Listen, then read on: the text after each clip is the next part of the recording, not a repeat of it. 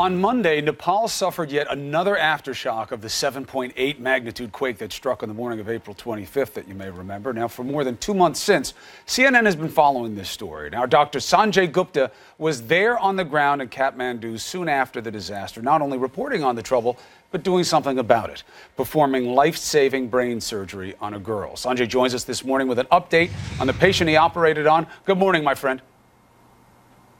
Good morning, Chris. It's such a privilege to be able to do that kind of reporting, and hard to believe there's still aftershocks going on in Nepal.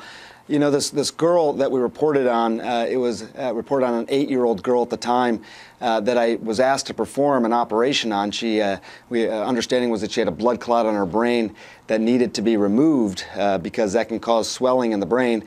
What has been flagged for us now, Chris, is in fact that the patient that I operated on may not have been this 8-year-old girl, but rather separately a 14-year-old girl in that same hospital during that immediate aftermath of the earthquake. We haven't independently verified this, Chris, but I wanted to provide this update and be very transparent. These facts are very important to us. We want to be 100% accurate in that, and this is what we're hearing. We're trying to independently verify exactly which child it was that got the operation. At that time, there were many children, many people in the hospital, but we're working to verify that. But Chris, it was really important that I speak today and just offer this clarification as we know it right now. Understood. You're no stranger to chaos. You've been in the worst the world has to offer. What do you see as an explanation to the viewers of how something like this can happen? Well, it's tough to say. When you think about reporting these types of stories, it is a chaotic situation. You land in a country, you're there, and you're sort of trying to figure out exactly what's going on in the first few hours after you get there. In this situation, we went immediately to this big city hospital that was unlike anything I had really seen, and I've covered a lot of these types of stories. You have a hospital lobby area that's turned into this massive triage area.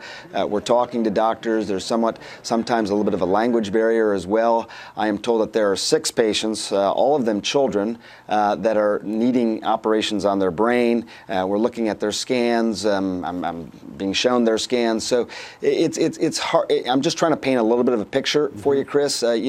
Frankly, again, we want to get these things 100% right. It's important, obviously, to the viewers. It's important to the families, who are there undergoing this, suffering through this aftermath of the earthquake. So, but it's a chaotic situation. When you report on these types of things, you take lots of different pieces of information and consolidate it, and in the end, you tell the story.